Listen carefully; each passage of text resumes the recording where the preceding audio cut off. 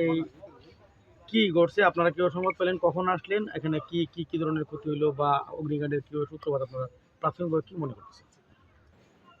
ধন্যবাদ। ৯টা ১৮ মিনিটে আমরা একটা মেসেজ পাই যে হচ্ছে পাটদা গাবতলী সদর উপজেলায় হচ্ছে একটা অগ্নিকাণ্ডের মেসেজ পাই, এবং আমরা দ্রুততম সময়ের মধ্যে আমরা আমাদের ইউনিট নিয়ে সেখানে মুভ করি। এবং এখানে এসে দেখলাম যেটা, এখানে হচ্ছে আপনার কাঁচা বসতবাড়িতে আগুন লেগেছে, এবং মোটামুটি হচ্ছে ৩টা বসতবাড়ি এখানে আগুনে পড়ে গেছে। এবং সাথে সাথে হচ্ছে আমরা সেখানে অগ্নি নির্বাপনের কাজ শুরু করি, এবং হচ্ছে আমরা অগ্নি নির্বাপন করতে সক্ষম হই। কি কি প্রাথমিকভাবে ধারণা করা হচ্ছে বৈদ্যুতিক শর্ট সার্কিট থেকেই অগ্নিকাণ্ডের সূত্রপাত। আমরা স্থানীয় যারা ছিল, বাড়ির মালিক বা তাদের সাথে কথা বলে জানতে পারলাম যে বৈদ্যুতিক শর্ট সার্কিট থেকে আগুনের সূত্রপাত ঘটেছে।